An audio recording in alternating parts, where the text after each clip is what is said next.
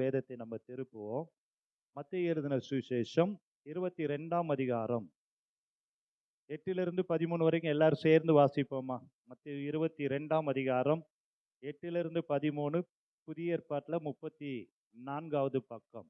எடுத்தவர்கள் நம்ம சேர்ந்து வாசிக்கலாம், இல்லைன்னா டிஸ்பிளேல பார்த்து வாசிக்கலாம். அப்பொழுது அவன் அழைக்கப்பட்டவர்களோ அதற்கு அபாத்திரராய் போனார். ஆகையால் காணப்படுகிற யாவரையும் கல்யாணத்திற்கு அழைத்து கொண்டு அந்த ஊழியக்காரர் புறப்பட்டு வழிகளிலே போய் தாங்கள் கண்ட நல்லார் பொல்லார் யாவரையும் கூட்டிக் கொண்டு வந்தார். கல்யாண சாலை விருந்தாளிகளால் நிறைந்தது. விருந்தாளிகளை பார்க்கும்படி ராஜா உள்ளே பிரவேசித்த போது கல்யாண வஸ்திரம் தரித்திராத ஒரு மனுஷனை அங்கே கண்டு, சிநேகிதனே, நீ கல்யாண வஸ்திரம் இல்லாதவனாய் இங்கே எப்படி வந்தாய் என்று கேட்டார். அதற்கு அவன் பேசாமல் இருந்தான். அப்பொழுது ராஜா பணிவிடைக்காரரை நோக்கி, இவனை கையும் காலும் கட்டி கொண்டு போய் அழுகையும் பற்கடிப்பும் உண்டாயிருக்கிற புறம்பான இருளிலே போடுங்கள் என்றார். ஆமென். இயேசு கிறிஸ்து தன்னுடைய வாழ்க்கையிலே வாழ்ந்து கொண்டிருக்கும் பொழுது நிறைய உவமைகளாக ஜனங்களோடு நிறைய காரியத்தை அவர் கற்றுக் கொடுத்தார்.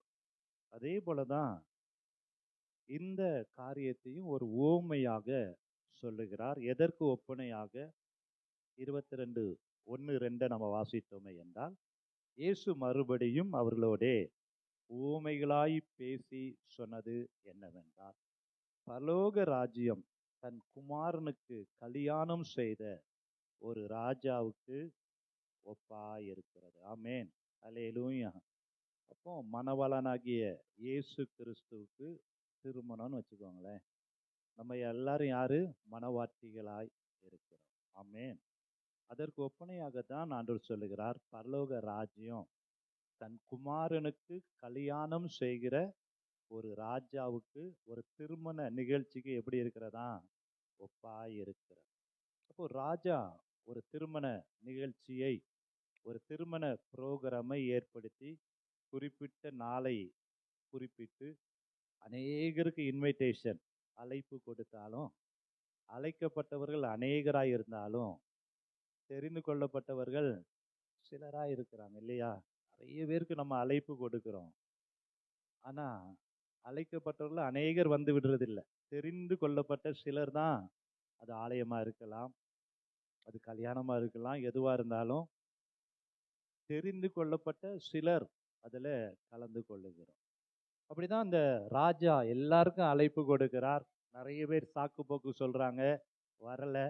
உடனே ராஜா சொல்லுகிறார், நீங்க தெரு வீதியில போய் அங்க காண்கிற எல்லாரையும் நீங்க கூட்டிட்டு வாங்க அப்படின்னு சொன்ன உடனே அந்த திருமண மண்டபம், திருமண சாலை, திருமண மண்டபம், திருமண வீட்டுக்கு வந்திருக்கிற எல்லா பொது மக்களால அது நிறைந்து இருக்கிறது.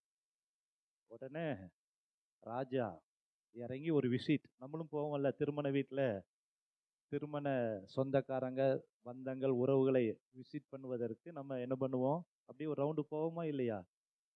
எல்லாரும் பார்க்கறத பார்த்தா திருமணத்துக்கே நடத்தின மாதிரி போன மாதிரி தெரியல போல. அப்ப நம்ம போய் என்ன பண்ணுவோம்? அப்படியே அந்த சாப்பாட்டு ஹால்லையோ இல்லைன்னா அப்படியே அந்த ரிசப்ஷன் ஹால்லையே போய் எல்லாரும் வாங்க அப்படின்னு நம்ம என்ன பண்ணுவோம்? விசாரிப்போம். யாரெல்லாம் வந்திருக்கா, வெயிட்டா வந்திருக்காங்களா, கையில என்ன இருக்கு அப்படின்லாம் பார்த்து நம்ம ஒரு விசிட் போவோம். அதே போலதான் அந்த ராஜா போகும் பொழுது என்ன நடந்துச்சு அப்படின்னா, 11ஆம் வசனத்துல விருந்தாளிகளை பார்க்கும்படி ராஜா உள்ளே பிரவேசித்த போது கல்யாண வஸ்திரம் தரித்திராத ஒரு மனுஷனை பார்க்கிறார். பார்த்தோன்னே ராஜாவுக்கு ரொம்ப ஷாக் ஆயிட்டு.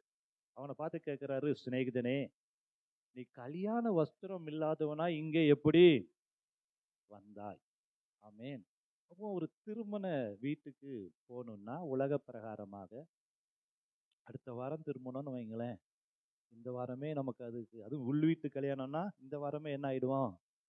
ஆயத்தம் ஆயிடுவோம். எந்த புடவையை கட்டுறது, எந்த பேண்ட் ஷர்ட்டை போடுறது, எந்த நகையை போடுறது, எங்க பியூட்டி பார்லருக்கு போறது, அப்படின்னு நம்ம என்ன பண்ணோம், அட்லீஸ்ட் ஒரு வாரத்துக்கு முன்னாடியே ஒரே பரபரப்பா இருக்கும். அந்த திருமணத்திற்குரிய ஆயத்தங்களை எல்லாம் செய்வோம். எல்லாருடைய ட்ரெஸ்ஸை காட்டிலும் நம்முடைய வஸ்திரம் தான் எப்படி இருக்கணும், பெஸ்டா இருக்கணும். அங்க எல்லாருடைய கண்களும் நம்ம பார்க்கணும் இல்லையா? அடே அப்பா, என்ன மாதிரி ஒரு saree, என்ன மாதிரி ஒரு பேண்ட் ஷர்ட் அப்படின்னு பார்க்குற அளவுக்கு நம்ம பெஸ்டா திருமண வீட்டுக்கு போவோம். அப்படிதானே? ஆமா தானே? திருமணத்துக்குன்னு நிறைய ட்ரெஸ் நம்ம ஒதுக்கி வச்சிருப்போம், அதை ஃபங்க்ஷனுக்கு போடுறது. அப்படி போய் பார்க்கும்போது அங்க ஒரு மனுஷன் கல்யாண வஸ்திரம் இல்லாதவனாய் அந்த திருமண மண்டபத்துல இருந்தவன அவனை பார்த்து கேட்கும் பொழுது பேசாம இருக்கிறான். இஸ்ரவேல் தேசத்துல ஒரு வழக்கம் உண்டு. ராஜ பரம்பரையில நடக்கிற திருமணத்துல, அந்த திருமணத்துல போகணும்னா அவங்க தன்னை சுத்திகரித்து கொண்டு, அந்த திருமண நிகழ்ச்சிக்குன்னு ஒரு விசேஷித்த ஆடை இருக்கும். அந்த ஆடையை அணிந்து கொண்டு தான் திருமணத்துல கலந்து கொள்ளணும்.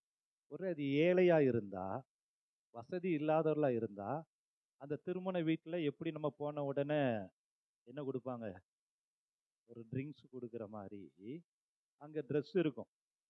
அதை சுத்திகரித்து இலவசமாய் கொடுக்கிற அந்த ட்ரெஸ்ஸை போட்டுட்டு தான் என்ன பண்ணணும், திருமண நிகழ்ச்சி, அந்த திருமண மண்டபம், திருமணம் நடக்கிற இடத்துக்குள்ள போகணும். ஆனா இந்த மனிதன், குறிப்பிட்ட மனிதன், இலவசமாய் கிடைக்கிற அந்த ட்ரெஸ்ஸை கூட போடாம அவன் அப்படியே அந்த மண்டபத்துல போயிட்டான். வேதம் சொல்லுகிறது 13ஆம் வசனத்துல, அப்பொழுது ராஜா பணிவிடைக்காரரை நோக்கி, இவனை கையும் காலும் கட்டி கொண்டு போய் அழுகையும் பற்கடிப்பும் உண்டாயிருக்கிற புறம்பான இருளிலே.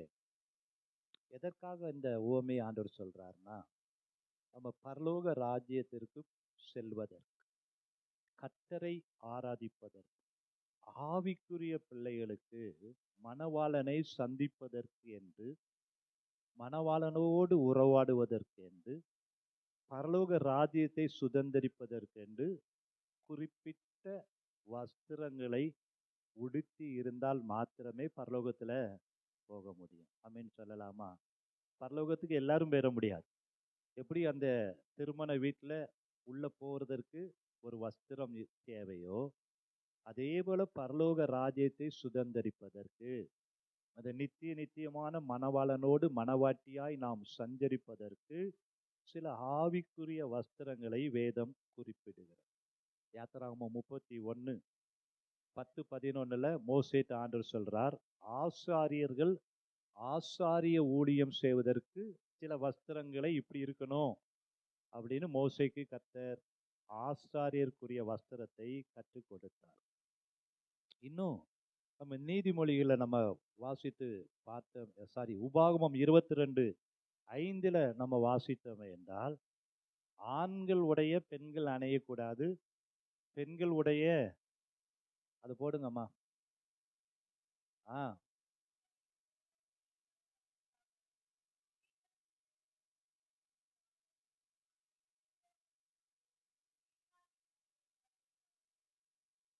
நாங்கெல்லாம் பெஸ்ட், ஆண்கள்லாம் நாங்கள் ஸ்திரீகள் உடைய அனுபவிக்கிறதே இல்லை.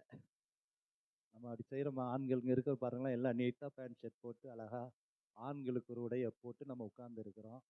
ஆனால் ஸ்திரீகள் பாருங்க, ஸ்திரீகளின் புருஷரின் உடைகளை ஸ்திரீகள் தரிக்கல. அப்போ நம்ம போடுற டிஷர்ட்டு, நாங்கள் போடுற பேண்ட்டு, இதெல்லாம் யார் போட்டிருக்கிறா? அப்போ ஸ்திரீகள் போடுறாங்க இல்லையா? ஆண்கள் உடை தான். இப்போ நிறைய ஸ்திரீகளை பார்த்தீங்கன்னா ஆண்கள் உடையை தான் ஸ்திரீகள் போடுறாங்க. சரி, அது ஒவ்வொரு ஆண்டுடைய இருதயத்தை கர்த்தர் பார்க்கிறார். சரி, அப்போ ஒவ்வொரு நிகழ்ச்சிக்கும் ஒரு உடை இருக்கு இல்லையா? இப்போ காவல்துறை எடுத்தா என்ன போடணும்? காக்கி போடணும். இன்னும் மிலிட்ரியில இருந்தால் என்ன உடை போடணும்? அதுக்கு ஒரு பச்சை கலர் ட்ரெஸ் இருக்கு. டாக்டர்னா ஒயிட் ட்ரெஸ் போடணும். ஒரு கலெக்டர்னா நல்ல கோட் ஷூட் போட்டு அப்படி ஷூ போட்டு அப்படி கெத்தா போனாதான் அவர் யாரா இருப்பாரு? கலெக்டரா இருப்பார். இப்படி ஒவ்வொரையும் அடையாளம் கண்டுபிடிக்கிறதுக்கு ஒரு என்ன இருக்கு? உடை இருக்கு. ஆமாவா இல்லையா? அப்படிதான் பரலோக ராஜ்யத்துல மணவாளனை சந்திப்பதற்கு வேதம் தருகிற வஸ்திரம் என்ன? கவனமா கவனிக்கணும். யாரை சந்திப்பதற்கு?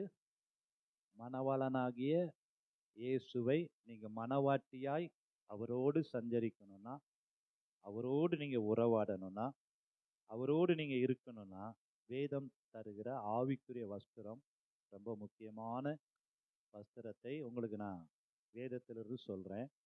அதை நீங்க கவனமா கவனிக்கணும். சரியா? இப்போ நான் ஒரு ஒரு சம்பவத்தை சொல்றேனே.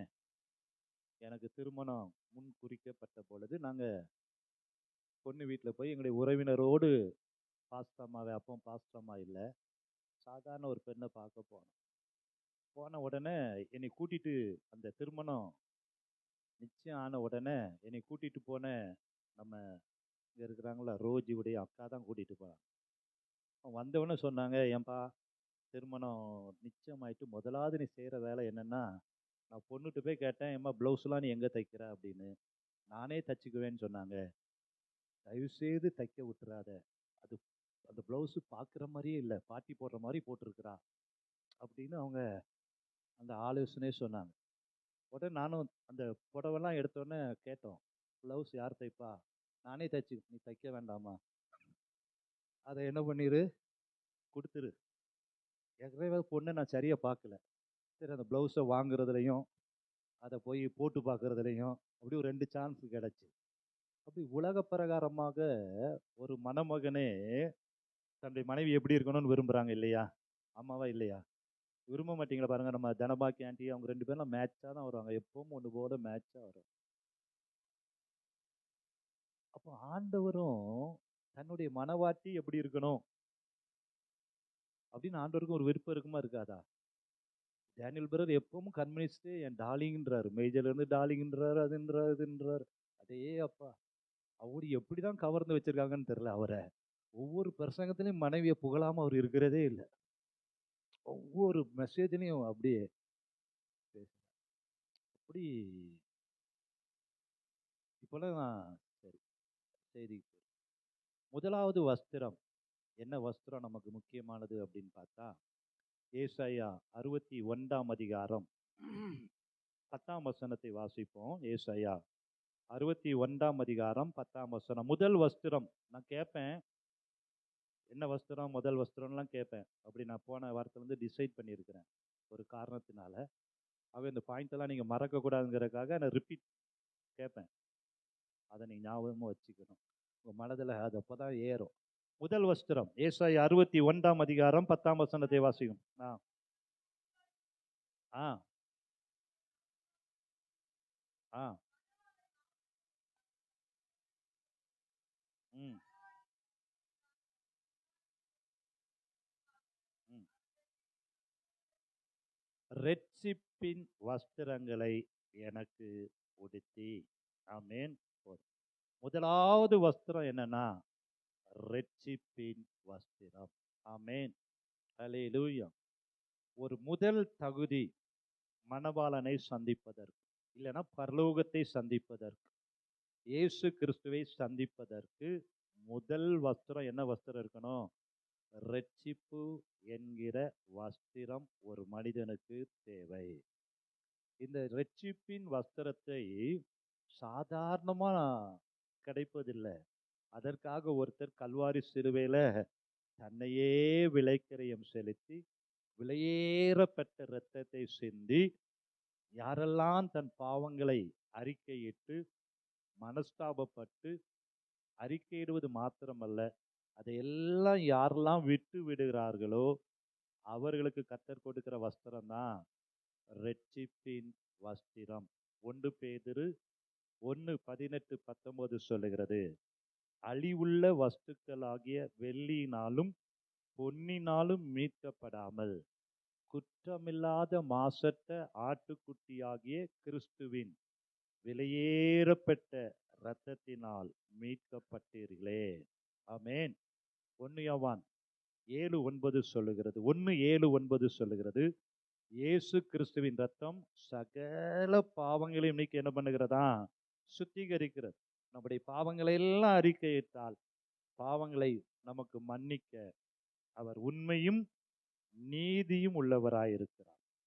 முக்கியமா நீதிமொழிகள் 28:13 சொல்லுகிறது, தன் பாவங்களை மறைக்கிறவன் வாழ்வடைய மாட்டான், அவைகளை அறிக்கை செய்து விட்டு விடுகிறவனோ இரக்கம் பெறுவான். எபிரேயர் 2:4 சொல்லுகிறது, இவ்வளவு பெரிதான ரட்சிப்பை குறித்து நாம் கவலையற்றிருப்போமானால் தண்டனைக்கு எப்படி தப்பித்துக் கொள்வோம். ஆமென். இப்போ முதல் வஸ்திரம் என்ன? ஒரு மனுஷனுக்கு நான் ரட்சிக்கப்பட்டிருக்கிறேன், இயேசு என் பாவங்களை எல்லாம் மன்னித்து இருக்கிறார், குற்ற மனசாட்சியெல்லாம் இல்லை, அவருடைய இரத்தத்தால் நான் கழுவப்பட்டு இருக்கிறேன், இனி வாழ்வது கிறிஸ்துவுக்காக என்று ஒரு மனிதன் தன்னை அர்ப்பணிக்கும் பொழுது, இயேசுவின் இரத்தத்தால் கழுவப்படும் பொழுது, அவனுக்கு முதலாவது கர்த்தர் தருகிற வஸ்திரம் ரட்சிப்பு என்கிற வஸ்திரத்தை கர்த்தர் உடுத்துகிறார். ஆமென். ஹல்லேலூயா. அப்போ மணவாளனை சந்திப்பதற்கு முதல் வஸ்திரம் எனது ரட்சிப்பு.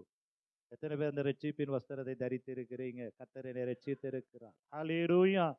அதை கர்த்தர் ஒருவேளை இன்றைக்கு நமக்கு அது தகுதி இல்லாமல் இருப்போமே என்றால், தன் பாவங்களை அறிக்கை செய்து விட்டு விடும் பொழுது கர்த்தர் அந்த ரட்சிப்பின் வஸ்திரத்தை உங்களுக்கு உடுத்துவிக்க ஒரு வல்லமை உள்ளவராய் இருக்கிறார். ஆமென். இரண்டாவது வஸ்திரம் என்ன அப்படி நம்ம பார்த்தோமே என்றால், அதே ஏசாயா 61:10 கடைசி பகுதி வாசிங்க. நீதியின் சால்வையை எனக்கு தரித்தார். ஆமென். நீதியின் சால்வை என்றால் என்ன? மத்தேயுல நம்ம வாசித்து பார்த்தோம்னா 3:15 இயேசு கிறிஸ்து சொல்லுகிறார், இப்படி எல்லா நீதியையும் நிறைவேற்றுவது நமக்கு ஏற்றதாயிருக்கிறது. யோவானிடத்துல ஞானஸ்நானம் எடுக்கும்படி இயேசு கடந்து சென்ற பொழுது, யோவான் இயேசு கிறிஸ்துவுக்கு தடை பண்ணின பொழுது, நான் உம்மாலே ஞானஸ்நானம் பெற வேண்டியதாயிருக்க நீர் என்னிடத்துல வரலாமா என்று கேட்ட பொழுதுதான் ஆண்டவர் சொன்னாரு, இப்பொழுது இடம் கொடுப்பா, இப்படி எல்லா நீதியையும் நிறைவேற்றுவது நமக்கு ஏற்றதாய் இருக்கிறது. ஆமென்.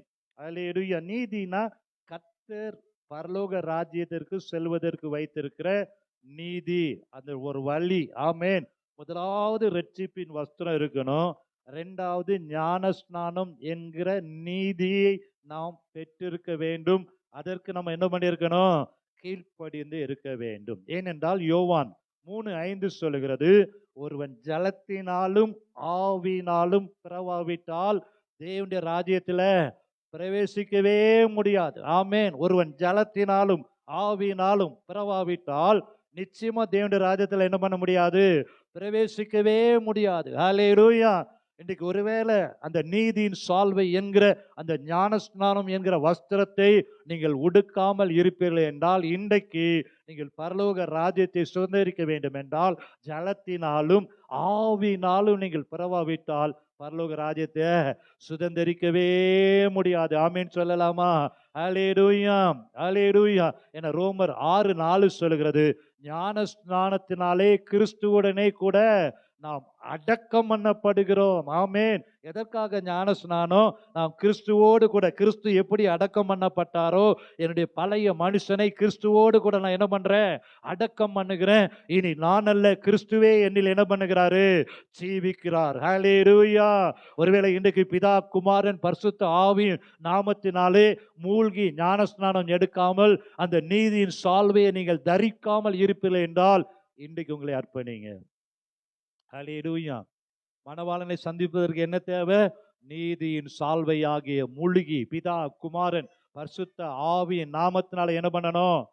ஞானஸ்நானம் பெறணும். கலாத்தியர் 3:27 சொல்லுகிறது, கிறிஸ்துவுக்குள்ளாய் ஞானஸ்நானம் பெற்றவர்கள் எத்தனை பேர்களோ அத்தனை பேர்களும் யாரு கிறிஸ்துவை தரித்திருக்கிறாங்க? ஞானஸ்நானம் பெற்ற அத்தனை பேரும் யாரை தரித்திருக்கிறாங்க? கிறிஸ்துவை நீங்க தரிக்கிறீங்க. ஆமென். ஹல்லேலூயா. பிதா குமாரன் பரிசுத்த ஆவியில ஞானஸ்நானம் எடுக்கும் பொழுது எந்த நீதியின் சால்வை என்கிற அந்த வஸ்திரத்தை கர்த்தர் உங்களுக்கு தர அவர் வல்லமையுள்ள தேவனாய் இருக்கிறார். ஆமென். ஹல்லேலூயா. ஞானஸ்நானம் எடுக்காம இருக்கிறதுனால ஆண்டவருக்கு ஒன்றும் நஷ்டம் கிடையாது, நஷ்டம் நமக்கு தான், இல்லையா? அன்றைக்கு நாகமானை பார்த்து எலிசா சொன்னார், யோர்தான்ல போய் உன் குஷ்டரோகம் நீங்கன்னா 7 தரம் முழுகு. நீ முழுகலைன்னா யாருக்கு நஷ்டம் இல்லை? எலிசாவுக்கு நஷ்டம் இல்லை. நஷ்டம் யாருக்கு? நாகமானுக்கு. ஆமென்.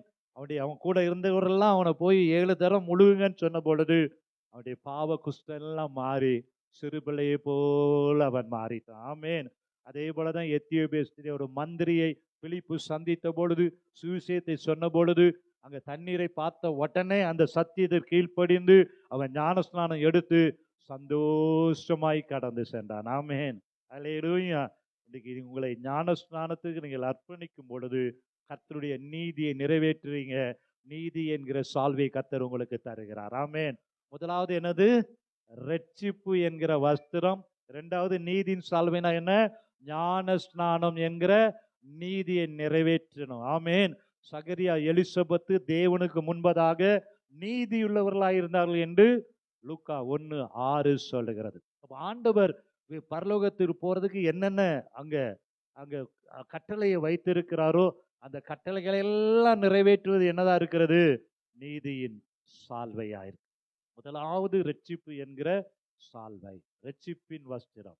இரண்டாவது நீதியின் சால்வை, அது என்னது? ஞான ஸ்நானம். மூன்றாவதாக பரலோக ராஜ்யத்திற்கு போகணும்னா, மணவாளனை சந்திக்கணும்னா, அவரை எதிர்கொண்டு செல்ல வேண்டும் என்றால் ஏசாயா 52:1-2 சொல்லுகிறது. ஏசாயா தீர்க்கதரிசியின் புத்தகம் 52ஆம் அதிகாரம் 1-2 சொல்லுகிறது. எழும்பு எழும்பு சீயோனே, உன் வல்லமையை தரித்துக்கொள். பரிசுத்த நகரமாகிய எருசலேமே, உன் அலங்கார வஸ்திரங்களை என்ன பண்ணிக்கோ? உடித்துக்கொள். போதும். மூன்றாவதாக வல்லமை என்கிற அலங்காரமான ஒரு வஸ்திரம். ஆமென். ஹல்லேலூயா. மூன்றாவது எதை தரித்துக் கொள்ளணும்? ரட்சிப்பின் வஸ்திரத்துக்கு அப்புறம் நீதியின் சால்வை என்கிற ஞானஸ்நானத்தை பெற்றிருக்கணும். மூன்றாவதாக எலும்பு எலும்பு சீயோனே, உன் வல்லமையான அலங்கார வஸ்திரங்களை என்ன பண்ணணுமா? தரித்து கொள்ள வேண்டும். அது என்ன வல்லமை? நசரேயனாகிய இயேசு கிறிஸ்துவை தேவன் பரிசுத்த ஆவியினாலும் வல்லமையினாலும் அபிஷேகம் பண்ணினது போல, ஸ்தேவானை விசுவாசத்தினாலும் வல்லமையினாலும் அபிஷேகம் பண்ணினது போல, பரிசுத்த ஆவியானவர் என்கிற அந்த அபிஷேகத்தை பெறும் பொழுது கர்த்தர் எதை தருகிறார்? வல்லமையை தருகிறார். ஹல்லேலூயா. அந்த அபிஷேகத்தால நீங்க நிரப்பப்படும் பொழுது, அந்த வல்லமையை நீங்க தரித்து கொள்ளும் பொழுது, அப்போஸ்தலர் 19:2 சொல்கிறது, நீங்கள் விசுவாசிகள் ஆன பொழுது பரிசுத்த ஆவியை பெற்றீர்களா அப்படின்னு ஒரு கேள்வியை கேட்கப்படும். நீங்க விசுவாசிகள் ஆன பொழுது பரிசுத்த ஆவியை நீங்க பெற்றிருக்கிறீங்களா? அந்த அபிஷேகத்தை நீங்க பெற்றிருக்கிறீங்களா? அபிஷேகம் பெற்றவங்களா ஆமீன் சொல்லலாமா? ஹல்லேலூயா. இப்ப நம்ம எதற்காக நான் சொல்லிட்டு இருக்கிறேன்? நீங்க மலவானலை சந்திப்பதற்கு கொடுக்கப்படுகிற கலியாண வஸ்திரம். ஹல்லேலூயா. நீங்க மலவாளனோடு 1000 வருட அரசாட்சியிலாம் நீங்க கொண்டாடணும்னா என்ன பண்ணிருக்கணும்? ரட்சிப்பின் வஸ்திரம் இருக்கணும், நீதியின் சால்வை இருக்கணும், மூன்றாவது அபிஷேகம் என்கிற வல்லமையான அலங்கார வஸ்திரங்களை நீங்க என்ன பண்ணிருக்கணும்? உடுத்தி இருக்கிறவர்களாய் காணப்பட வேண்டும். ஏன்னா அப்போஸ்தலர் 1:8 சொல்லுகிறது, பரிசுத்த ஆவி வரும்பொழுதுதான் நீங்க பலனடைந்து எருசலேமிலும் சமாரியாவிலும் யூதாவிலும் பூமியின் கடைசி பரியந்தமும் எனக்கு சாட்சியாயிருப்பீர்கள். ஆமென். ஹல்லேலூயா. பரிசுத்த ஆவியானவர் என்கிற வல்லமையின் வரம் உங்களுக்கு நிச்சயமா தேவை. எல்லாவற்றையும் ஜெயிப்பதற்கு சத்துரு வெள்ளம் போல வரும்பொழுது அவனை கொடியேற்றுவதற்கு என்ன தேவை?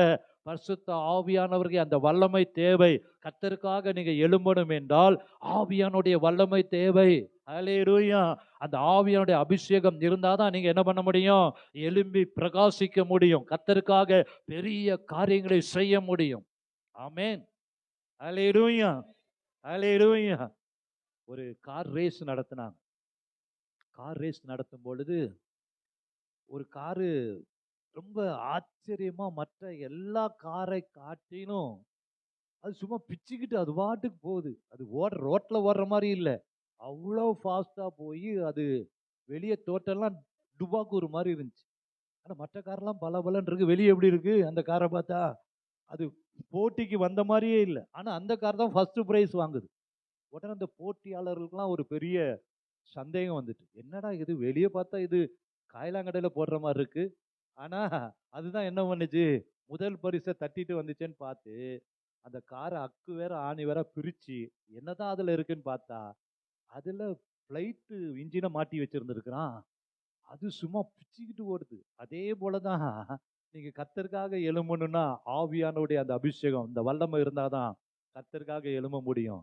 அவரை சந்திக்க வேண்டும் என்றால், வெற்றி பெற வேண்டும் என்றால், ஆவியானவர் எங்கே உண்டோ அங்கதான் என்ன உண்டு? விடுதலை உண்டு. ஆமென். ரோமர் 8:11 சொல்லுகிறது, இயேசுவை மரித்தோரிலிருந்து எழுப்பினுடைய ஆவி. சொல்லுங்க. இயேசு உயிரோடு எழுப்பினது யாரு? உயிரோடு எழுப்பினவர் யாரு? இயேசுவ ஆவியானவர். ஹல்லேலூயா.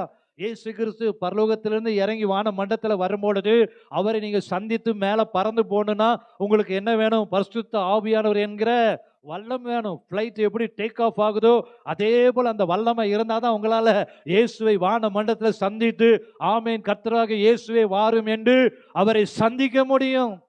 ஹல்லேலூயா. நம்ம கடைசி காலத்துல நின்று கொண்டிருக்கிறோம். இஸ்ரவேலுக்கு விரோதமா யுத்தங்களை நம்ம பார்க்கிறோம். என்றைக்கு அந்த எருசலேம் தேவாலயம் கட்டப்படுகிறதோ அதற்குரிய முயற்சிகள் நடக்கிறது. எருசலேம் தேவாலயம் கட்டப்படும் பொழுது என் இயேசு கிறிஸ்து ராஜாதி ராஜாவாய் அவர் இறங்கி வருவார். ஹல்லேலூயா. அதற்குரிய வேலைகள் எல்லாம் நடக்கிறது. யுத்தங்களின் செய்திகளையும் நம்ம என்ன பண்றோம்? கேட்டுட்டு இருக்கிறோம். ஹல்லேலூயா.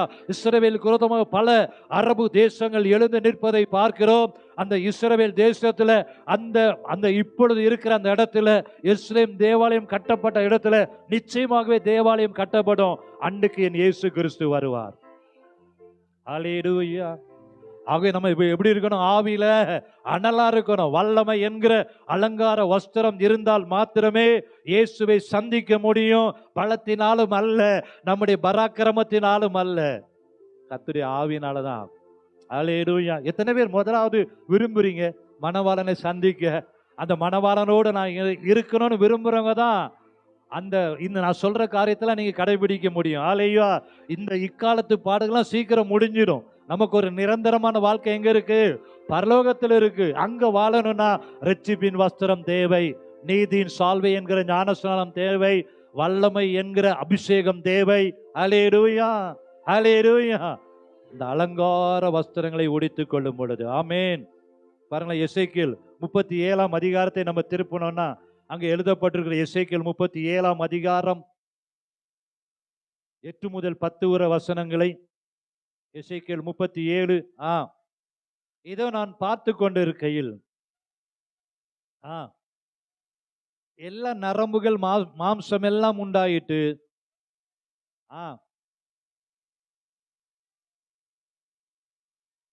எல்லாம் இருந்தும் உள்ள ஆவி இல்லைன்னா அது டெட் பாடி. அப்படித்தானே? அது மாம்சத்தால மூடப்பட்டிருக்கலாம், சதைகளால மூடப்பட்டிருக்கலாம், தோலினால மூடப்பட்டிருக்கலாம். ஆனா வசனம் சொல்லுகிறது அவைகளில் என்ன இல்லை? ஆவி இல்லாதிருந்தது. அப்பொழுது அவர்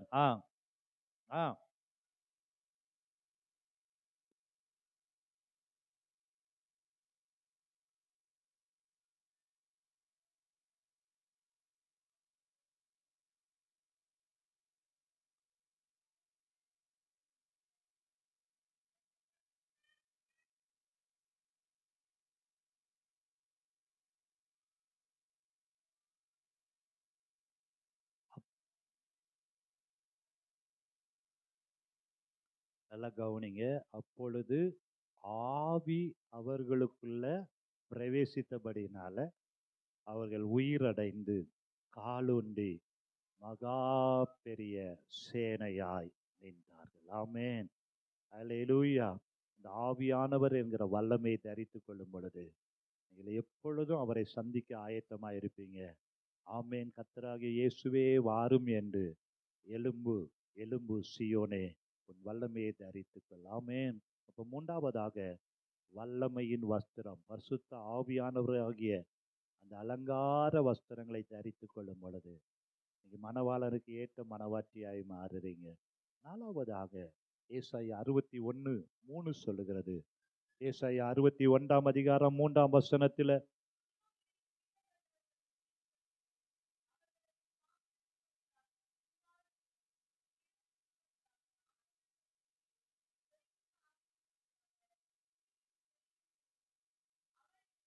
நான்காவதாக மணவாளனை சந்திப்பதற்கான தகுதியான வஸ்திரம் என்ன?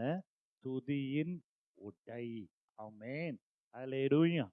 ஏசாயா 43:21 சொல்கிறது, இந்த ஜனத்தை எனக்கென்று ஏற்படுத்தினேன், இவர்கள் என் துதியை சொல்லி வருவார்கள். நிறைய பேருக்கு துதிக்கிறதுக்கு ரொம்ப சங்கடமா இருக்கு, ரொம்ப கஷ்டமா இருக்கு.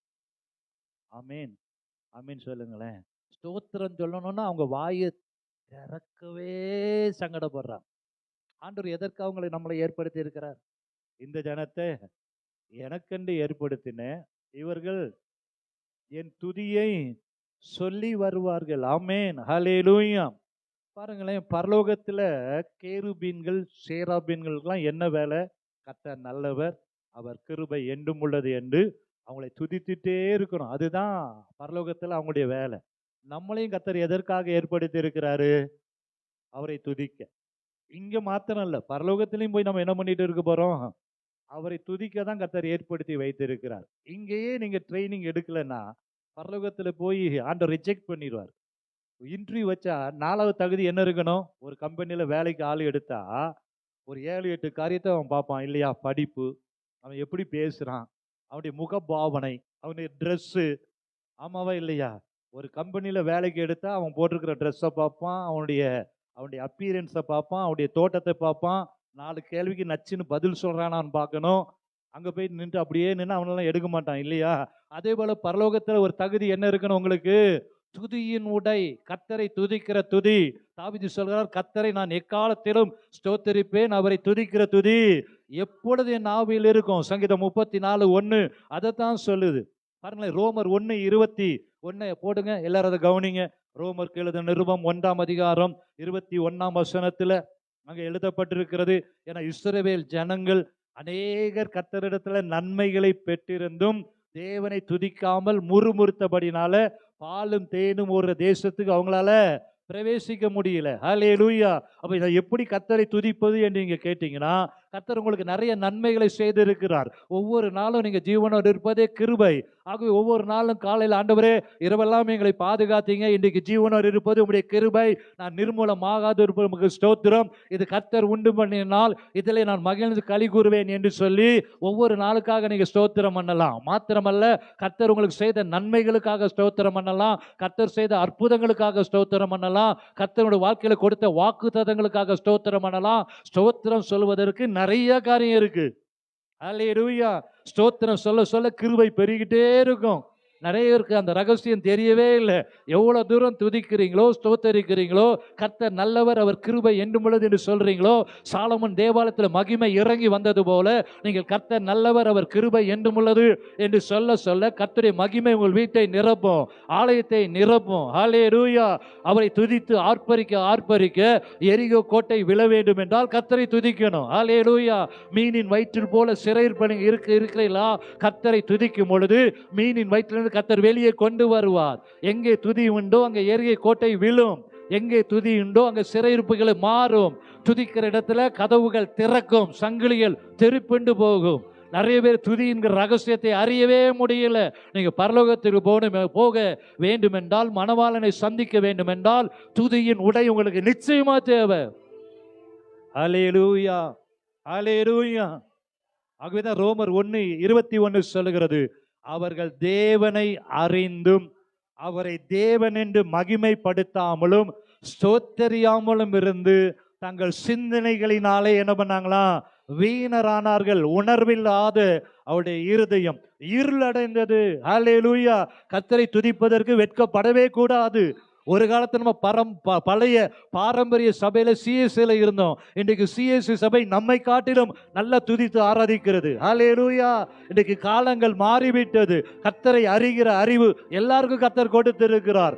ஆர்சி சபை வைராக்கியமுள்ள சபையா இருந்தது. இன்றைக்கு ஆர்சி சபை கர்த்தரை துதிக்கிற, ஆராதிக்கிற, தேவனுடைய நாமத்தை மகிமைப்படுத்துகிற ஆர்சி சபை ஃபாதரை பார்த்தா என்னை காட்டிலும் மற்ற ஊழியர்கள் சூப்பரா பிரசங்கம் பண்றாங்க. ஹல்லேலூயா, ஹல்லேலூயா. அப்ப நம்ம அதை காட்டிலும் எப்படி இருக்கணும்? ஆவிக்குரிய சபை, விசுவாசிகள், மனவாட்டிகள் கர்த்தரை துதிக்க ஸ்தோத்திரிக்க வெட்கப்படவே கூடாது. ஹல்லேலூயா, ஹல்லேலூயா. ஸ்தோத்திரம் சொல்ல சொல்ல கிருபை பெருகிட்டே இருக்கும். ஸ்தோத்திரம் சொல்ல சொல்ல மகிமை இறங்கி வந்துட்டே இருக்கும். ஸ்தோத்திரம் சொல்ல சொல்ல தடைகளை கர்த்தர் உடைக்க அவர் வல்லமையுள்ளவராக இருக்கிறார். சிறைச்சாலையின் அஸ்திபாரங்கள் அசையும். சங்கிலிகள் தெறிப்புண்டு போகும். அல்லேலூயா, அல்லேலூயா. ஆகவே 1 தெசலோனிக்கர் 5:18 சொல்கிறது, எல்லாவற்றிலையும் ஸ்தோத்திரம் செய்யுங்கள். இன்னொரு வசனம் சூப்பரா இருக்கு பாருங்களேன். சங்கீதம் 150 போடுங்க, எல்லாரும் சேர்ந்து அதை வாசிக்கலாம். சங்கீதம் 150 6ஆம் வசனத்தை. சுவாசமுள்ள யாவும் கர்த்தரை. அப்ப துதிக்கலன்னா அப்படியே திரும்பி போடுங்க. கர்த்தரை துதிக்கலன்னா சுவாசம் இல்லாத. சுவாசம் இருந்தா என்ன பண்ணணும்? யாருக்கெல்லாம் சுவாசம் இருக்கு? சந்தேகமா இருந்தா மூக்குல கை வச்சு பாருங்க, காத்து வருதா? அப்ப சுவாசம் இருக்கு. அப்ப என்ன பண்ணணும்? சுவாசம் உள்ளவனா இருந்தா என்ன பண்ணணுமா? ஆமா. நிறைய நேரத்தில் நமக்குலாம் கோவம் வந்துடும். நீ ஒரு ஆம்பளையா இருந்தா அப்படி நம்ம பேசுறோம் இல்லையா? நமக்கு சுவாசம் இருந்தா என்ன பண்ணணும்? கர்த்தரை துதிக்கணும் இல்லையா? ஆமென். வெட்கப்படக்கூடாது. கர்த்தரை துதிக்க ஸ்தோத்திரிக்க என்ன பண்ணக்கூடாது? தாவீது நாளுக்கு நாள் விருத்தி அடைஞ்சிட்டே இருக்கான். ஏன் தெரியுமா? வெட்கப்படவே இல்லை. ஆடு மேய்ச்சாலும் கர்த்தரை துதிப்பேன், கோலியாத்தை எதிர்த்து வந்தாலும் கர்த்தரை துதிப்பேன், ராஜாவாய் கர்த்தரை உயர்த்தினாலும் கர்த்தரை துதிப்பேன். ஆமென். ஆகவேதான் நாளுக்கு நாள் விருத்தி அடைந்துட்டே இருக்கான். நீங்க விருத்தி அடையணும்னா கர்த்தரை துதித்து பார். தடைகள் உடையணும்னா கர்த்தரை துதித்து பார். ஹல்லேலூயா. துதிப்பதற்கு ஒரு நாளும் வெட்கப்படவே கூடாது. 4வது என்ன இருக்கணும்? முதலாவது என்னது? 2வது ஞானஸ்நானம். 3வது வல்லமை என்கிற அலங்கார வஸ்திரம், அது பரிசுத்த ஆவியுடைய அபிஷேகம். 4வது துதி. எல்லாவற்றிலும் ஸ்தோத்திரம் சொல்லிட்டே இருக்கணும். ஆமென். சுவாசம் இருந்துச்சுன்னா, சுவாசம் போயிட்டுனா துதி வராது. நம்ம சுவாசம் இருக்குல்ல, அப்ப நல்ல சுவாசம் இருக்கிறவரையும் கர்த்தரை துதித்து நாமத்தை மகிமைப்படுத்தும். 5வதாக வெளிப்படுத்தல் 19:8 நம்ம திருப்புவோம். வெளிப்படுத்தின விசேஷம் 19ஆம் அதிகாரம் 8ஆம் வசனம். மெல்லிய வஸ்திரம், சுத்தமும் பிரகாசமுமான மெல்லிய வஸ்திரம். ஆமென். 5வது என்ன வஸ்திரம்? மெல்லிய வஸ்திரம். அது எப்படி இருக்கணுமா? சுத்தமா இருக்கணும், பிரகாசமா இருக்கணும், அது மெல்லியதாய் இருக்க வேண்டும். சுத்தம் என்பது எதை குறிக்கிறது? அது தூய்மையை குறிக்கிறது. பிரகாசம் என்பது நீதியின் சூரியனாகி அவரையே நோக்கி பார்த்து கொண்டே இருக்கும் பொழுது அவர்கள் அவரை நோக்கி பார்த்து பிரகாசம் அடைந்தார்கள். ஆமென். அல்லேலூயா. அப்ப நம்முடைய உள்ளம் சுத்தமா இருக்கணும். நம்முடைய முகம் எப்படி இருக்கணும்? பிரகாசமா இருக்கணும். 3வது மெல்லிய வஸ்திரம். இது எதை குறிக்கிறது என்றால், நம்முடைய சுயம், நம்முடைய பெருமை, நான் என்கிற மேட்டிமை, இது எல்லாவற்றையும் சிலுவையில் அறைந்து விட்டு அப்படியே தன்னைத்தானே தாழ்த்தி அவருடைய பாதத்தில் விழுந்து நறுங்குண்ட இருதயத்தோடு, ஆண்டவரே, என்னுடைய மாம்சம் அல்ல ஆண்டவரே, இனி வாழ்வது உமக்காக ஆண்டவரே, என்னுடைய பெருமை, என்னுடைய படிப்பு, என்னுடைய மேட்டிமை, என்னுடைய பணம், என்னுடைய அந்தஸ்து எல்லாம் குப்பை ஆண்டவரே. மனுஷனை நினைப்பதற்கும் மனுஷ குமாரனை விசாரிப்பதற்கும் நான் எம்மாத்திரம் ஆண்டவரே. பலவானை வெட்கப்படுத்தும்படி பலவீனனை தெரிந்து கொண்டீரே. ஓ, அந்த பலவீனமான எங்களையும் நீங்க தெரிந்து கொண்டீரே. சிறுமையும் எளிமையுமான எங்களை உயர்த்தி ராஜாக்களோடு பிரபுக்களோடு அமர பண்ணினீரே. நான் எதற்கு தகுதி அல்ல என்று தன்னைத்தானே தாழ்த்தி அர்ப்பணித்து நறுங்குண்ட இருதயத்தோடு ஜெபிக்கிறதா மெல்லிய வஸ்திரம். ஹல்லேலூயா. கர்த்தருக்கு முன்பதாக வரும்போது நம்ம கேட்கணும், ஆண்டவரே, என்னை தாழ்த்துகிறேன் ஆண்டவரே, கல்வாரி பலிபீடத்துல அர்ப்பணிக்கிறேன் ஆண்டவரே, உமக்கு முன்பதாக நிற்பதற்கு கூட எனக்கு தகுதி இல்லை.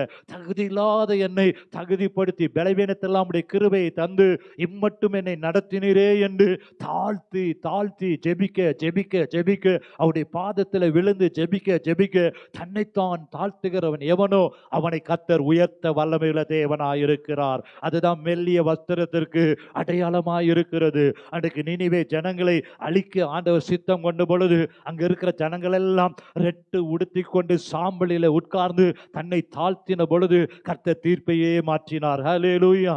ஆகாப் என்கிற ராஜா பல காரியங்களை செய்த பொழுது அவனுக்கு விரோதமாய் எலியா பல தீர்க்க தரிசனங்களை சொன்னாலும் ஆகாப் அந்த காரியத்தை காரியத்தெல்லாம் கேட்ட பொழுது ரெட்டு உடுத்தி அப்படியே அவன் படுத்து கொண்டிருந்த பொழுது ஆகாப் மேல இருந்த அந்த தீர்ப்பை எல்லாம் கர்த்தர் மாற்றி அமைத்தார். ஹல்லேலூயா.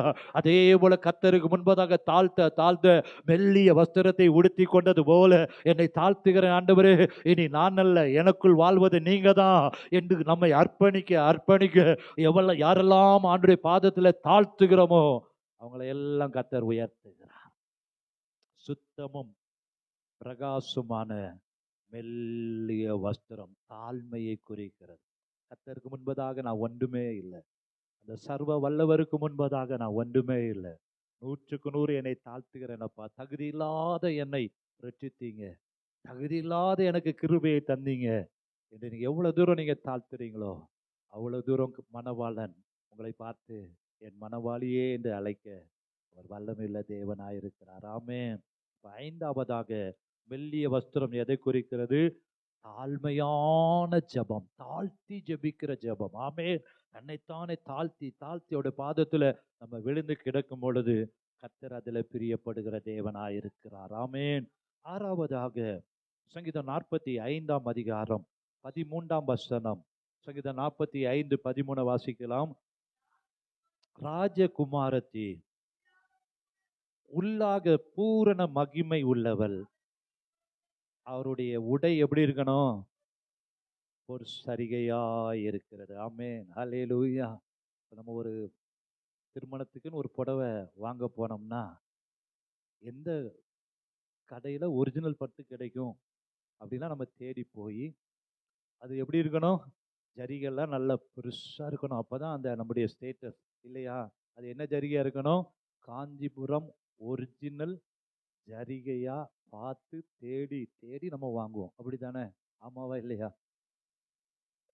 ஒருத்தரும் பட்டு சரி வாங்கினது இல்லையா? ஹல்லேலூயா. அப்போ ஆண்டவர் விரும்புறாரு ஒரு சரிகையா இருக்கணுமா? என்னது? மணவாட்டி உள்ளாக பூரண மகிமை உள்ளவள், அவருடைய உடை எப்படி இருக்கணும்? பொற்சரிகையா.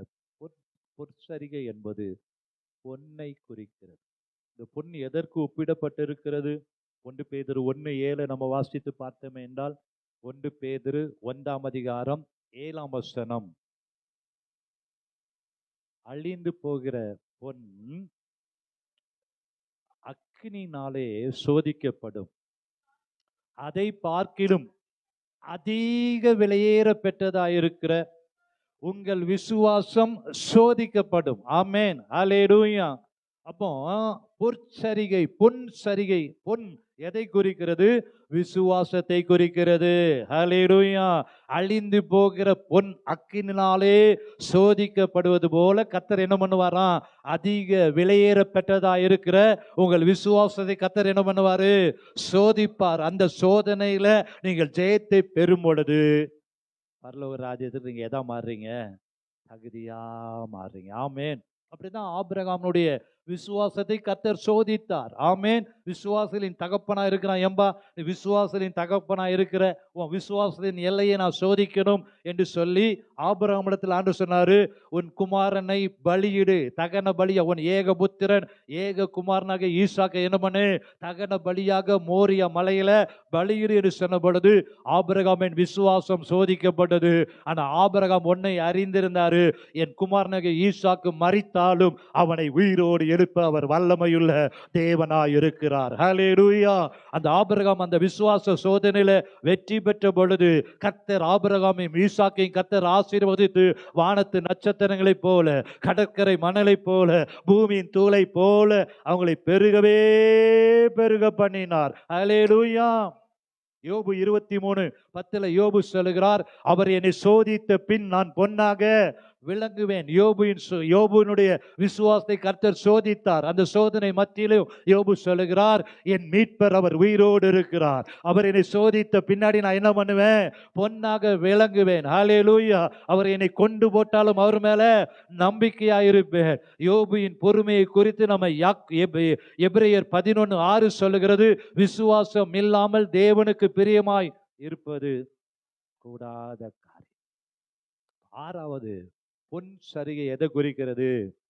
விசுவாசத்தை குறிக்கிறது. அப்ப உங்க விசுவாசத்தை கர்த்தர் சில நேரத்துல என்ன பண்ணுவார் தெரியுமா? சோதித்து பார்ப்பார். ஆமென். ஹல்லேலூயா. இந்த சோதனையிலும் அவரை நீங்க மேல உண்மையா நேசிக்கிறீங்களா, அவரை பின்பற்றுறீங்களா என்று அந்த விசுவாச சோதனையில நீங்க ஜெயித்துட்டீங்கன்னா, அதற்கு பிறகு ஒரு பெரிய ஆசீர்வாதத்தை கர்த்தர் தருவார். ஆமென். எத்தனை பேர் விசுவாசிக்கிறீங்க? அல்லேலூயா. சோதனை வருதுன்னா அதுக்கப்புறம் ஒரு பெரிய ஆசீர்வாதத்தை கர்த்தர் வைத்திருக்கிறார். ஆமென். அல்லேலூயா. அதுல நீங்க ஜெயித்துட்டீங்கன்னா கர்த்தர் வானத்து நட்சத்திரங்களைப் போல, பூமியின் தூளைப் போல, மணலைப் போல கர்த்தர் உங்களை ஆசீர்வதிக்க அவர் வல்லமையுள்ள தேவனாயிருக்கிறார். ஆறாவது அப்ப என்னது? சரிகை எதை குறிக்கிறது? விசுவாசம். ஒன்னாவது சொல்லுங்க. முதலாவது இரட்சிப்பின் சால்வை, இரண்டாவது நீதியின் சால்வை ஞானஸ்நானம், மூன்றாவது வல்லமை ஹல்லேலூயா பரிசுத்த ஆவியானவர், நாலாவது துதியின் உடை, ஐந்தாவது மெல்லிய வஸ்திரம் தாழ்த்தி ஜெபிக்கிற ஜெபம், ஆறாவதாக பொன் சரிகை விசுவாசம், ஏழாவதாக சங்கீதம் 45:14. சங்கீதம் 45:14 வாசிக்கலாம். சித்திர தையலாடை தரித்தவளாய், சித்திர தையலாடை. ஆமென்.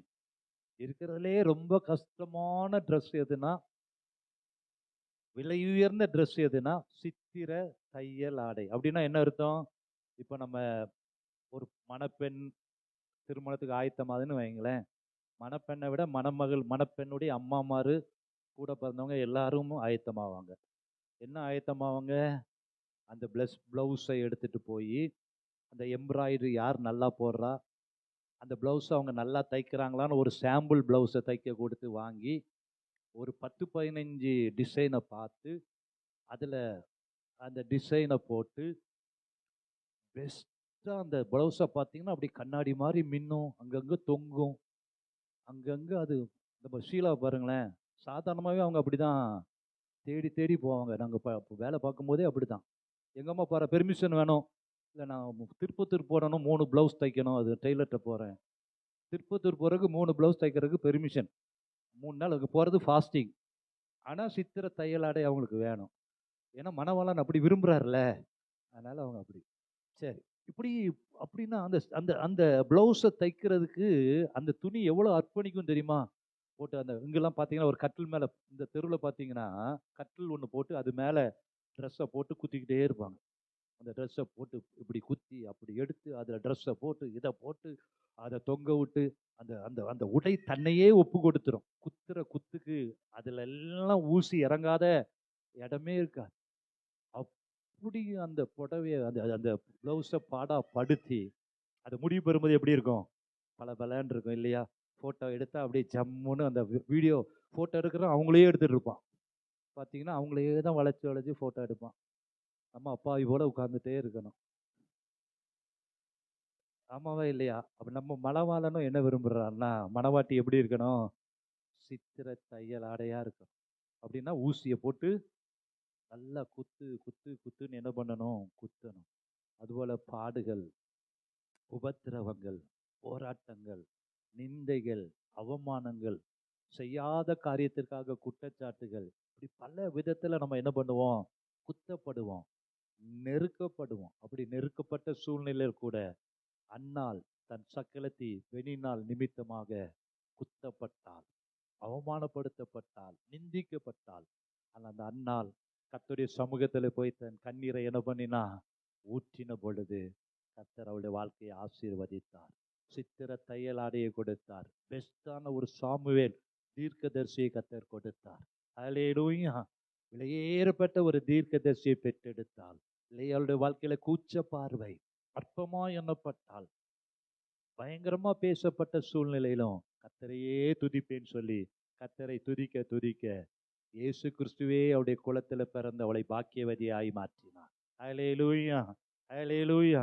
கிறிஸ்தவ வாழ்க்கையில உங்களுக்கு பாடுகள், வேதனைகள் வரும் பொழுது இயேசு கிறிஸ்து சிலுவையில அறைந்தாங்க. அவரு போஜன பிரியன்னு சொன்னாங்க, விசுவாசிகளினால் துரத்துகிறான்னு சொன்னாங்க. பல வார்த்தைகளால இயேசுவை குத்தி துளைத்த பொழுதும், பிதாவே இவர்களுக்கு மன்னியும், தாங்கள் செய்கிறது, அவர் எல்லா நாமத்திலும் மேலான நாமமாய் பிதாவானவர் உயர்த்தினார். ஆமென், அல்லேலூயா. அப்படி ஸ்தேவான் கல்லெறிந்து கொல்லப்பட்ட சூழ்நிலையிலும் பிதாவே இவர்களுக்கு மன்னியும் என்று ஸ்தேவான் ஜெபித்தான். அப்படி உங்களுடைய வாழ்க்கையில நீங்க குத்தப்படும் பொழுது, நொறுக்கப்படும் பொழுது, வேதனைப்படும் பொழுது கர்த்தர் அந்த சித்திர தையல் ஆடை உங்களுக்கு தருகிறார். ஆமென். நீங்க பரலோகத்துக்கு தகுதியா மாறுறீங்க. உன்னத பாட்டு 2ஆம் அதிகாரம் 2:3 சொல்லுகிறது. வாசிக்கலாமா? உன்னத பாட்டு 2ஆம் அதிகாரம் 2-3 வசனத்துல, முள்ளுகளுக்குள்ளே லீலி புஷ்பம் எப்படி இருக்கிறதோ ஆ இருக்கிறாள்.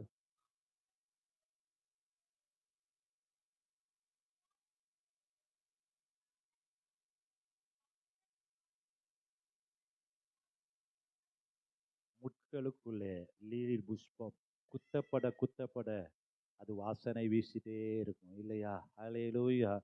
அப்ப சித்திர தையலாடை எதை குறிக்கிறது?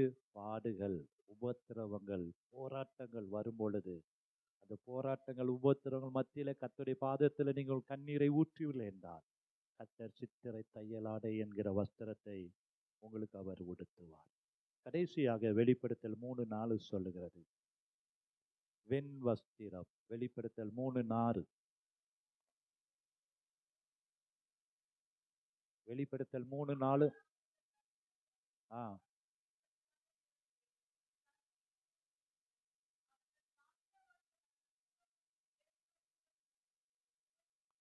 கடைசியாக வெண் வஸ்திரம் பரிசுத்தத்தை குறிக்கிறது.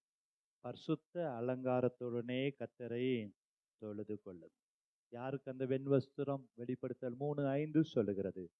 ஜெயம் கொள்ளுகிறவன் எவனோ அவனுக்கு வெண் வஸ்திரம் தரிக்கப்படும். ஆமென். ஏற்கனவே நம்ம தியானித்த அந்த 7 காரியத்துல ஜெயம் பெறுகிறவன் எவனோ அவனுக்கு கர்த்தர் எதை கொடுக்கிறாரு? வெண் வஸ்திரத்தை தருகிறார். 1 பேதுரு 4:7 சொல்லுகிறது. தேவன் நம்மை அசுத்தத்திற்கு அல்ல பரிசுத்தத்திற்கே அழைத்தார். வெளிப்படுத்தல் 22:11 சொல்லுகிறது. நீதியுள்ளவன் இன்னும் நீதி செய்யட்டும், பரிசுத்தமுள்ளவன் இன்னும் பரிசுத்தமாகட்டும். ஆமென். அவை கடைசியாக 8வதாக வெண் வஸ்திரம் தரிக்கும் பொழுது மணவாளனாகிய கல்யாண விருந்தில் அவரை சந்திக்க நம்ம என்ன ஆகிறோம்? ஆயத்தமாகிறோம். 8 காரியத்தை நம்ம எல்லாரும் சேர்ந்து சொல்லுவோமா? 8 காரியத்தை சொன்னேன்.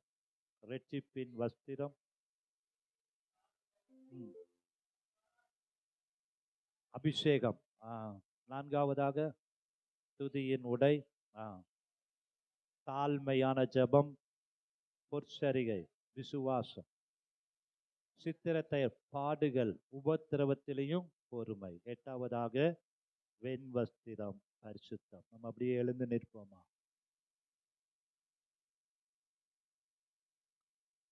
இன்றைக்கு ஆண்டவர் உங்களையும் என்னையும் பார்த்து கல்யாண வஸ்திரம் இல்லாமல்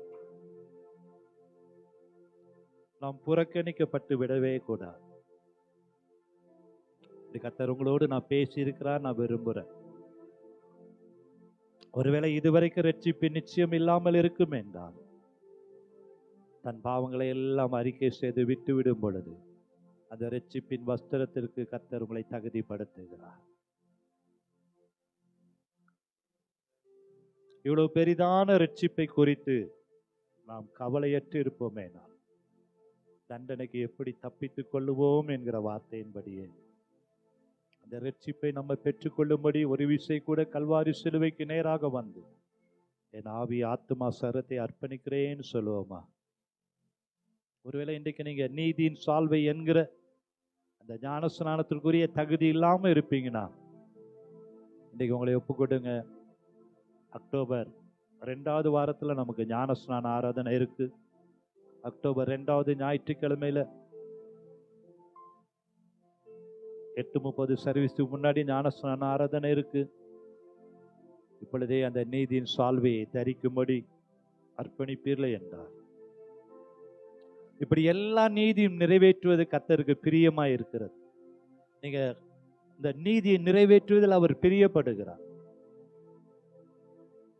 கிறிஸ்துக்குள்ளாய் ஞானஸ்நானம் பெற்றவர்கள் எத்தனை பேரோ அத்தனை பேரும் கிறிஸ்துவை தரித்துக் கொள்வர்களாய் மாறிடுறோம். அவருடைய வல்லமை என்கிற அபிஷேகத்தை தரித்துக் கொள்ளும் பொழுது, பரிசுத்த ஆவியானவர் உங்களுக்குள்ள வரும் பொழுது நீங்கள் பலனடைவீர்கள். கிறிஸ்துவை மரித்தோர்ந்து எழுப்பின ஆவி உங்களுக்குள்ள வாசமாயிருந்தால் அவருடைய ஆவியினாலே சாவுக்கு ஏதுவான உங்கள் சரீரங்களையும் கர்த்தர் உயிர்ப்பிக்க வல்லமையுள்ளவராயிருக்கிறார். ஹல்லேலூயா. நல்ல வாய்களை திறந்து ஸ்தோத்திரம் பண்ணுமா. அப்பா, அந்த வல்லமை எனக்கு தருவீராக, அந்த அலங்கார வஸ்திரங்களை எனக்கு தருவீராக. அந்த வல்லமை எனக்கு வேணும், அந்த அபிஷேகம் எனக்கு வேணும். என்னுடைய பலவீனங்கள் மாற வேண்டும் என்றால் நிறைவான அந்த அபிஷேகம் வரும்பொழுது எல்லா குறைவானதும் இயேசுவின் நாமத்தில் ஒளிந்து போகும் அல்லவா. ஹல்லேலூயா. ஆவியானவர் பிரவேசிக்க பிரவேசிக்க உலர்ந்த எலும்புகள் சேனையாய் எழும்பினது போல கர்த்தர் உன்னை சேனையாய் எழுப்பவர் வல்லமையுள்ளவராய் இருக்கிறார். உங்க வாழ்க்கையில எதெல்லாம் உலர்ந்து போய் இருக்கிறதோ அதையெல்லாம் அவர் உயிர்ப்பிக்கிற வல்லமையுள்ள தேவனாய் இருக்கிறார். ஹல்லேலூயா, ஹல்லேலூயா. எலும்பு எலும்பு சீயோனே, கர்த்தர் இன்னைக்கு அழைப்பு கொடுக்கிறார். உன் வல்லமையை தரித்துக்கொள், துதியின் உடையை போர்த்திக்கொள். நல்ல ஆண்டவரை வாயை திறந்து துதிங்க. பரலோக பிதாவே ஸ்தோத்திரம் சொல்லுங்க. ஆவியானவரே ஸ்தோத்திரம் என்று சொல்லுங்க. கர்த்தர் நல்லவர் என்று ஸ்தோத்திரம் பண்ணுங்க. அவர் துதி எப்பொழுது உங்கள் வாயில இருக்கட்டும். துதிக்க துதிக்க கிருபை பெருகிக் கொண்டே இருக்கும். எங்கே துதி உண்டோ, எங்கே ஸ்தோத்திரம் உண்டோ, அங்கு விடுதலை உண்டு, விடுதலை உண்டு. மெல்லிய வஸ்திரம். கர்த்தரை ஆராதிப்பதற்கு வெட்கப்படவே கூடாது. அவருடைய சந்நிதியில நீங்கள் தாழ்த்தி ஆராதிக்க ஆராதிக்க தாழ்த்த தாழ்த்த கர்த்தர் உங்களை உயர்த்தி கொண்டே இருப்பார். தாழ்த்தி ஜெபம் பண்ணணும். ஓ, அன்றைக்கு மோசேயின் முகம் பிரகாசித்தது போல நீங்க ஜெபிக்க ஜெபிக்க ஜெபிக்க, அந்த தாழ்த்தி ஜெபிக்க ஜெபிக்க உங்கள் முகமும் பிரகாசிக்கும். இயேசு கிறிஸ்துவின் முகம் பிரகாசித்தது போல. நல்ல ஒரு ஜெப ஆவியை கர்த்தர் உங்களுக்குள்ள வைக்கட்டும். நல்ல ஜெபிக்கிற பிள்ளைகளுடைய வாழ்க்கையில கர்த்தர் முகத்தை பிரகாசிக்க பண்ணுகிறார். நீதியின் சூரியன் உங்கள் மேல பிரகாசிக்க பிரகாசிக்க மோசேயின் முகம் பிரகாசித்தது, ஸ்தேவானுடைய முகம் பிரகாசித்தது. நீங்க ஜெபிக்க ஜெபிக்க தாழ்த்தி மெல்லிய வஸ்திரத்தை உடுத்தி தாழ்த்தி ஜெபிக்க ஜெபிக்க ஸ்தேவானுடைய முகம் பிரகாசித்தது போல, இயேசுவின் முகம் பிரகாசித்தது போல, மோசேயின் முகம் பிரகாசித்தது போல கர்த்தர் உங்களை பிரகாசிப்பிக்க அவர் வல்லமையுள்ள தேவனாயிருக்கிறார். ஹல்லேலூயா. பொன் சரிகை உங்கள் விசுவாசம் சோதிக்கப்படும் பொழுது, அதுல நீங்க உறுதியாய் நிற்கும் பொழுது கர்த்தர் பொற் சரிகை உங்களுக்கு அவர் உடுத்திவிக்க வல்லமையுள்ளவராயிருக்கிறார். ஹல்லேலூயா. சித்திர தையல் ஆடை ரெடி பண்ணுவதற்கு, அதை ரெடி பண்ணுவதற்கு எத்தனையோ பாடுகள் உபத்திரங்கள் வழியாய் ஒப்பு கொடுப்பது போல உங்களை அநேகர் வார்த்தையினால துன்புறுத்தலாம், பலவித காரியத்தில் துன்புறுத்தலாம். எத்தனை பாடுகள் துன்புறுத்தல்கள் வந்தாலும் அந்நாளை போல கர்த்தருடைய சமூகத்தில் கண்ணீரை ஊற்றி விடும் பொழுது அவர் எளியவனையும் சிறியவனையும் குப்பையிலிருந்து பொழுதிலிருந்து உயர்த்தி ராஜாக்களோடு பிரபுக்களோடு அவர் அமர பண்ணுகிற தேவனாயிருக்கிறார். ஹல்லேலூயா, ஹல்லேலூயா. லீலி புஷ்பம் முட்களின் மத்தியில இருந்தாலும் அந்த முட்கள் குத்த குத்த குத்து, அந்த குத்தனால் லீலி புஷ்பம் வாசனை வீசும். ஹல்லேலூயா. அன்றைக்கு பாவியான ஸ்திரீ அன்றைக்கு பரிமள தைலத்தை பாட்டில இருந்து உடைத்த பொழுது அந்த அறை முழுதும் வாசனை வீசிட்டு, நீங்க உடைக்கப்படுறீங்களா? வாசனை வீசுவீங்க. வெண் வஸ்திரம் பரிசுத்த அலங்காரத்தோடனே கர்த்தரை துதிக்கும் பொழுது, கர்த்தரை ஆராதிக்கும் பொழுது கர்த்தர் பெரிய காரியங்களை செய்வார். உணர்ந்து நம்ம இந்த பாடலை பாடுவோம். ஆண்டவரை நாம் பார்க்கணும், இன்ப இயேசு ராஜாவை நாம் பார்க்கணும். அதற்கு இந்த 8 வகையான வஸ்திரங்களை நான் தரித்திருக்கணும். அப்படி விரும்புகிறவர்கள் எல்லாம் அந்த பாடலை பாடும் பொழுது கர்த்தர் இந்த 8 விதமான காரியத்தை உங்களுக்கு தர அவர் வல்லமையுள்ள தேவனாயிருக்கிறார். ஹல்லேலூயா. இன்ப இயேசு ராஜாவை நான் பார்த்தால் போதும், மகிமையில் அவரோடு வாழ்ந்தால் போதும். விரும்புறவங்க எல்லாம் அந்த பாடலை உற்சாகமாய் நம்ம பாட போறோம். இன்ப இயேசு ராஜாவை நான் பார்த்தால் போதும், மகிமையில் அவரோடு நான் வாழ்ந்தால் போதும். இன்ப இயேசு ராஜாவை நான் பார்த்தால் போதும், மகிமையில் அவரோடு நான் வாழ்ந்தால் போதும். நித்தியமாம் ஒற்ற வீட்டில் சேர்ந்தால் போதும், நித்தியமாம் ஒற்ற வீட்டில் சேர்ந்தால் போதும். அல்லேலூயா. கூட்டத்தில் நான் மகிழ்ந்தால் போதும், அல்லேலூயா. கூட்டத்தில் நான் மகிழ்ந்தால் போதும்.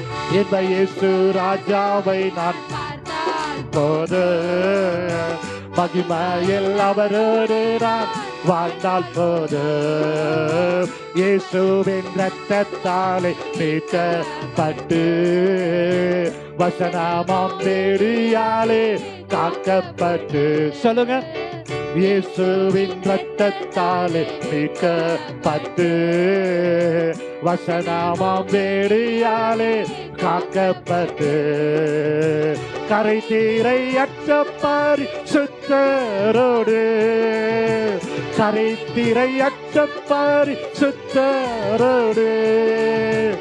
ஏழையா பொன் வீதியில் உலாவிடுவே ஏழையான் பொன் வீதியில் உலாவிடுவே இன்ப இயேசு ராஜாவை நான்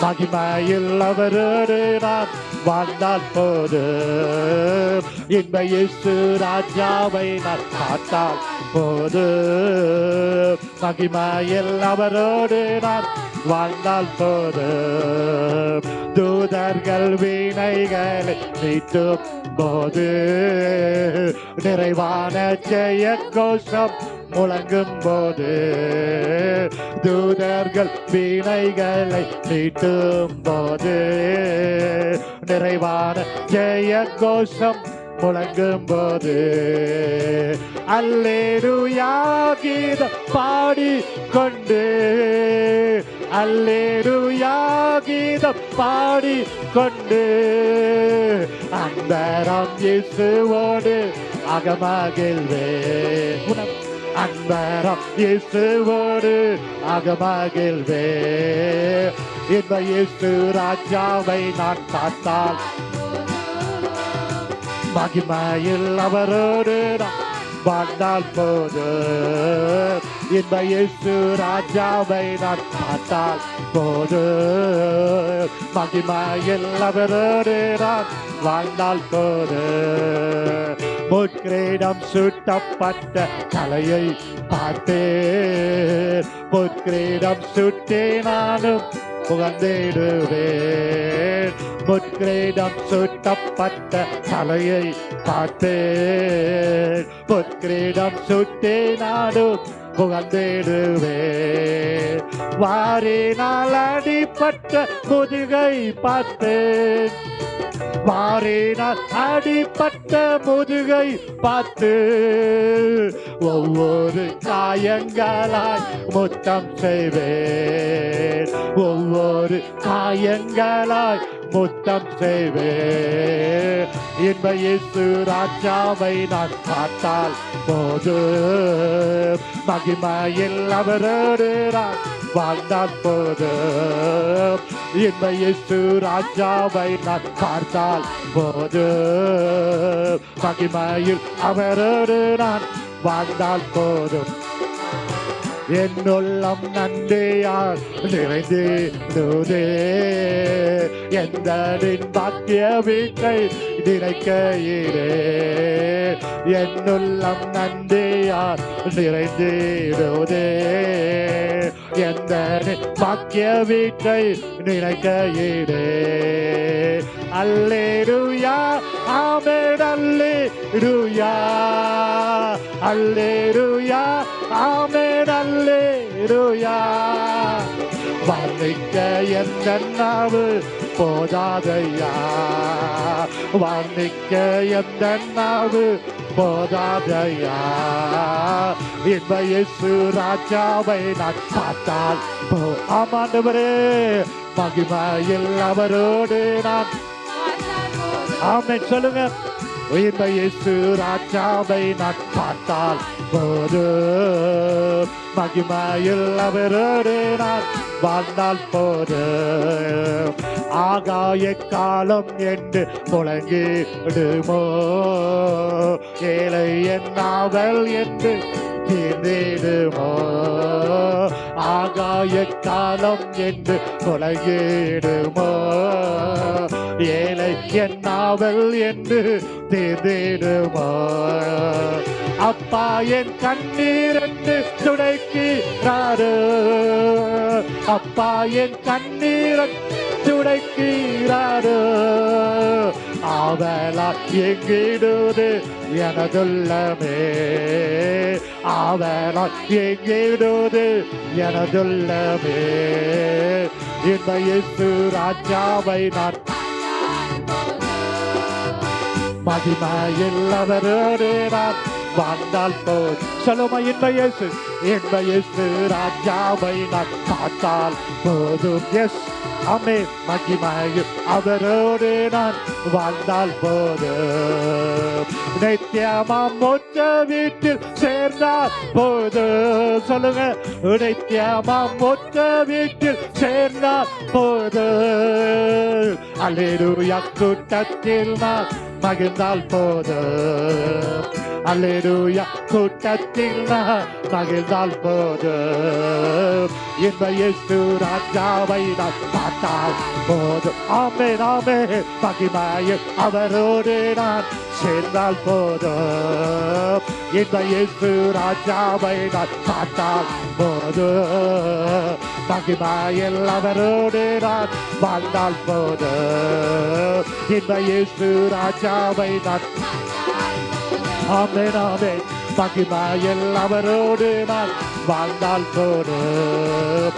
இயேசுவின் இரத்தத்தாலே மீட்கப்பட்டு வசனம் வேடியாலே காக்கப்பட்டு, இயேசுவின் இரத்தத்தாலே மீட்கப்பட்டு வசனம் வேடியாலே காக்கப்பட்டு, கரை தீரை அட்டப்பாரி சுத்தரோடு, கரை தீரை அட்டப்பாரி சுத்தரோடு, ஏழையா பொன்வேதியில் உலாவிடுவே, ஏழையா பொன்வேதியில் உலாவிடுவே.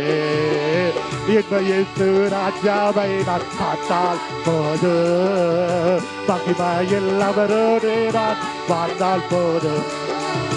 இந்த இயேசு ராஜாவை நான் முட்கிரீடம் சூட்டப்பட்ட அவரோடு நான் வாழ்ந்தால் போதும். முட்கிரீடம் சூட்டப்பட்ட தலையை பார்த்தேன், பொற்கிரீடம் சுட்டே நானும் மகிழ்ந்திடுவேன். முட்கிரீடம் சூட்டப்பட்ட தலையை பார்த்தேன், பொற்கிரீடம் சுட்டே நானும் மகிழ்ந்திடுவேன். வாரினால் அடிப்பட்ட முதுகை பார்த்து, சொல்லுங்க, வாரினால் அடிப்பட்ட முதுகை பார்த்து, ஒவ்வொரு காயங்களாய் முத்தம் செய்வேன், ஒவ்வொரு காயங்களாய் முத்தம் செய்வேன். இந்த இயேசு ராஜாவை நான் பார்த்தால் மகிமையில் அவரோடு நான் வாழ்ந்தால் போதும். இந்த இயேசு ராஜாவை நான் பார்த்தால் போதும். மகிமை ஆகா எக்காலம் என்று சொல்லுமா, ஆகாய காலம் என்று முழங்கிடுமோ, ஏழை என் நாவல் என்று தேர்ந்திடுமோ, ஆகாய காலம் என்று முழங்கிடுமோ, ஏழை என் நாவல் என்று தேர்ந்திடுமோ. அப்பா என் கண்ணீர் யாவும் துடைக்கிறாரே, அப்பா என் கண்ணீர் யாவும் துடைக்கிறாரே. அவனாய் எங்கிடுவது எனதுள்ளமே, சொல்லுங்க, அவனாய் எங்கிடுவது எனதுள்ளமே. ரிபரதரோ இந்த இயேசு ராஜாவை நான் பார்த்தால் போதும். மகிமையில் அவரோடு நான் வாழ்ந்தால் போதும். இந்த இயேசு ராஜாவை நான் பார்த்தால் போதும். மகிமையில் அவரோடு நான் வாழ்ந்தால் போதும். இந்த இயேசு ராஜாவை நான் பார்த்தால் போதும். மகிமையில் அவரோடு நான் வாழ்ந்தால் போதும். இந்த இயேசு ராஜாவை நான் ஆமென். மகிமையில் அவரோடு நான் வாழ்ந்தால் போதும். நித்தியமா நித்தியமா மொத்த வீட்டில் சேர்ந்தால் போதும். சொல்லுங்க. ஓ, நித்தியமா மொத்த வீட்டில் சேர்ந்தால் போதும். அல்லேலூயா, கூட்டத்தில் நான் மகிழ்ந்தால் போதும். அல்லேலூயா, கூட்டத்தில் நான் மகிழ்ந்தால் போதும். அல்லேலூயா, கூட்டத்தில் நான் மகிழ்ந்தால் போதும். அல்லேலூயா, கூட்டத்தில் நான் மகிழ்ந்தால் போதும். இந்த இயேசு ராஜாவை நான் பார்த்தால் மகிமையில் அவரோடு நான். நல்ல கரங்களை தட்டி ஆண்டவருக்கு நன்றி சொல்லுவோமா? ஓ, உமக்கு நன்றி ஆண்டவரே. ஓ, நல்ல கரங்களை தட்டி அவருடைய வல்லமையை பெற்றுக் கொள்ளுங்க. ஒரு விஷயம் அவருடைய வல்லமையை தரித்துக் கொள்ளுங்க. அலங்கார வஸ்திரங்களை முடித்துக் கொள்ளுங்க. கர்த்தருடைய முகத்தை உங்கள் மேல் பிரகாசிக்க பண்ணுகிறார். கர்த்தர் உங்களை பிரகாசிக்க பண்ணுகிறார். நீதியின் சால்வை கர்த்தர் தருகிறார். அலங்கார வஸ்திரங்களை கர்த்தர் தருகிறார். துதியின் உடையை கர்த்தர் தருகிறார். இயேசுவின் நாமத்திலே துதியின் உடை, மெல்லிய வஸ்திரம், பொற்சரிகை எல்லாவற்றையும் கர்த்தர் தருகிறார். ஓ, ஸ்தோத்திரம் ஸ்தோத்திரம். சித்திர தையல் ஆடையை கர்த்தர் தருகிறார். இயேசுவின் நாமத்திலே நல்ல கரங்களை தட்டி நம்ம பெற்றுக்கொள்வோமா? கர்த்தர் ஒரு துதியின் உடை, ஒரு ரட்சிப்பின் சால்வை, சித்திர தையல் ஆடை, பொற்சரிகை, எலும்பு எலும்பு சீயோனே, உன் வல்லமையை கர்த்தர் தரித்துக்கொள். உன் வல்லமையை கர்த்தர் தரித்துக்கொள். அலங்கார வஸ்திரங்களை உடித்துக்கொள். மணவாளனாகிய இயேசுவை சந்திக்க ஆயத்தப்படு.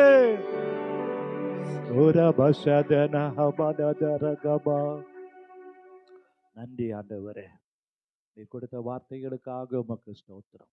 பரலோக பிதாவே, நாங்கள் துதிக்கிறோம், ஸ்தோத்தரிக்கிறோம்.